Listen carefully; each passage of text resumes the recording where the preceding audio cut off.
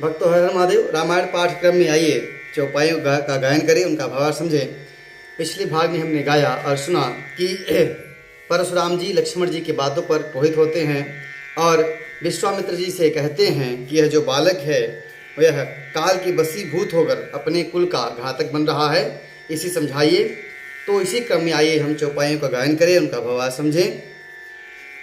कौशिक सुनहूँ मंद यह बालक, कुटिल काल बस निज कुल घालकु, भानु वंश केस कलंकु, निपट निरंकुश अवध यसंकु। परशुराम जी विश्वामित्र की ओर इशारा करके कहते हैं कि हे विश्वामित्री, सुनो, यह बालक है, यह कुबुद्धि और कुटिल है, यह काल के वशीभूत होकर अपने कुल का घातक बन रहा है, यह सूर्यवंश रूपी पूर्णचंद्र का कलंक है, यह बिल्कुल उद्दंड और मूर्ख तथा निडर है। इस प्रकार से वह कहते हुए विश्वामित्र से कहते हैं कि आप इसे समझा लीजिए। काल कवल होई हई छन माही, कहूँ पुकारी खोरी मोहि नाही, तुम हट कहूँ जो चाहूँ उबारा, कही प्रताप बलु रोषु हमारा। तब परशुराम जी विश्वामित्र से कहते हैं कि आप तो हमारे प्रभाव को जानते हैं, स्वभाव को जानते हैं, यह बालक अभी क्षण भर में काल का ग्रास हो जाएगा। मैं पुकार कर कह देता हूँ कि बाद में मुझे दोष मत दीजिएगा। यदि इसे बचाना चाहते हो तो मेरा प्रताप और क्रोध बतलाकर इसे मना कर दो। लखन कहे मुनि सुजस तुम्हारा, तुम ही अछत को बरने पारा, अपने मुँह तुम आपनी करनी, बारयनेक भांति बहु बरनी, नहीं संतोषत पुनि कछु कहूँ। लक्ष्मण जी ने कहा कि हे मुनि, आपका सुयस आपके रहते दूसरा कौन वर्णन कह सकता है। आपने अपनी करनी का बखान अपने मुंह से बार बार वैसे भी आप कर रहे हैं, और यदि आपको संतोष नहीं होता है तो आप और कुछ कह डालिए। नहीं संतोषत पुनि कछु कहूँ, जनिरि सरो की दुसह दुख सहूँ, वीरव्रती तुम धीर यछोभा, गारी दे तन पावहूँ शोभा। इतने पर भी आपको संतोष न हो तो अपने आप क्रोध को रोककर और भी जो कुछ करने का बखान करना हो तो कह लीजिए।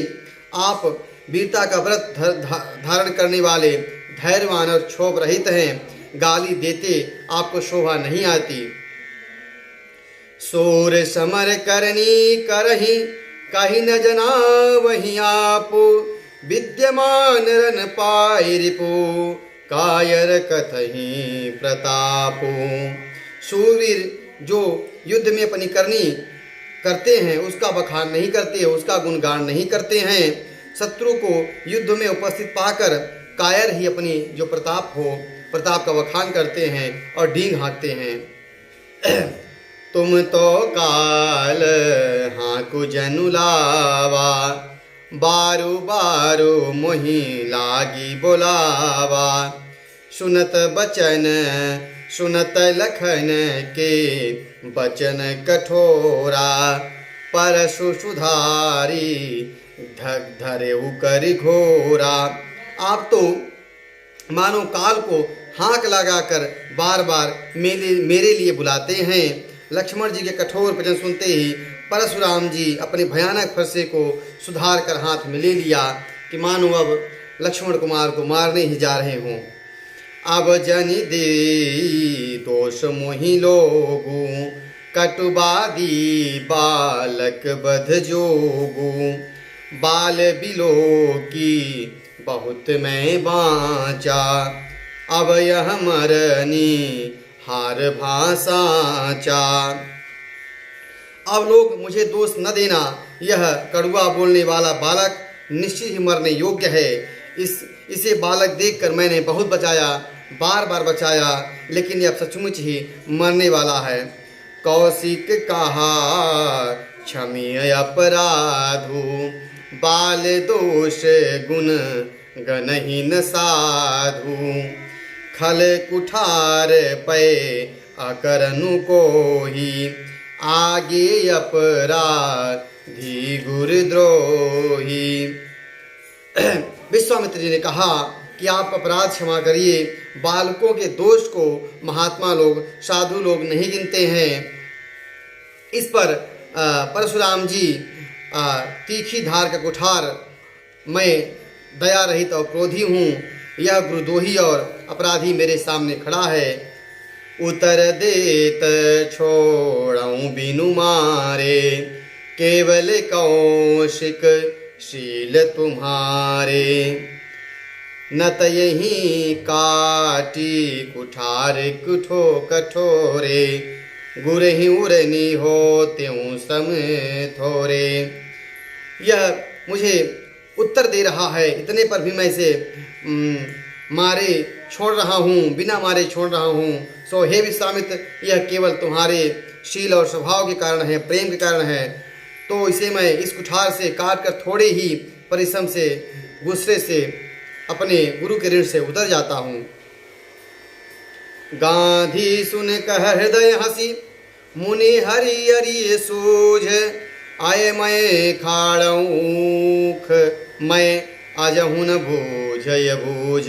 विश्वामित्र जी ने हृदय में हंसकर कहा कि मुनि को हरा ही हरा सूझ रहा है, किंतु यह लोहमयी खाड़ है, यह लोहमयी खाड़ नहीं है। मुनि अब भी बेसमझ बने हुए हैं, इनके प्रभाव को नहीं समझ पा रहे हैं। लखन कहेऊ मुनि शील तुम्हारा, को नहीं जान विदित संसारा, माता पितहि ओरिन भयनी के, गुरु रिनु रहा सोच बड़ जी के। फिर लक्ष्मण कुमार ने परशुराम जी की बातों का जवाब दिया, कहा कि हे मुनि, आपकी शील और स्वभाव को कौन नहीं जानता, वह संसार में प्रसिद्ध है। आपने माता पिता को अच्छी तरह से ऋण हो गए हैं, अब गुरु का ऋण रहा जिसका आपको बहुत सोच है। सो जनु हम रही माथे काढ़ा, दिन चली गए ब्याज बड़ बाढ़ा, अब आनी ब्यो हरिया बोली, तुरत देव मैं थैली खोली। वह अब हमारे मत्थे पर आपने काढ़ा था, बहुत दिन बीत गए, इसमें भी बहुत ब्याज बढ़ गया होगा। आप किस हिसाब से करने वाले को बुला लीजिए, मैं तुरंत अपनी थैली खोल दूंगा, वे अपना ब्याज गिन लेंगे। सोनी कटु बचन कुठार सुधारा, हाय हाय सब सभा पुकारा, भृगुवर परसु देखावहु मोही, विप्र विचार बचऊं निप्रदोही। लखन के कड़वे वचन सुनकर परशुराम जी क्रोध से भर जाते हैं और उन्होंने लक्ष्मण कुमार की ओर फरसा दिखाया तो सभा ने हाय हाय पुकारने लगी। और हे भृगुश्रेष्ठ, आप मुझे बार बार फरसा दिखा रहे हो, पर हे राजाओं के शत्रु, मैं आपको ब्राह्मण समझकर अभी तक नहीं मारा और ब्राह्मण समझकर आप पर प्रहार नहीं किया, ऐसा लक्ष्मण कुमार कहते हैं। मिले न कब हूँ सुभटरन गाढ़े, द्विज देवता घर ही के बाढ़े, अनुचित कही सब लोग पुकारे, रघुपति सय नहीं लखन निवारे। आपको कभी रणधीर बलवान वीर नहीं मिले, हे ब्राह्मण देवता, आप घर ही में बड़े हैं, यह सुनकर अनुचित है कहकर सब लोग पुकार उठे। तब श्री रघुनाथ जी ने इशारे से लक्ष्मण जी को रोक दिया। लखन उतर आहुति सरिस, भृगुबर को पू कृशानु, बढ़ते देखी जल सम बचन, बोले रघुकुल भानु। लक्ष्मण जी के उत्तर से जो आहुति के समान थे, परशुराम जी के क्रोध रूपी अग्नि को बढ़ते देखकर रघुकुल के सूर्य श्री रामचंद्र जी जल के समान शांत वचन से बोले। प्रभु श्री रामचंद्र जी आगे परशुराम से विनती करते हैं कि आप बालकों की बातों पर कोहित न हो। इस कथा को अगले भाग में हम गाएंगे। आज की कथा यहीं तक। हर हर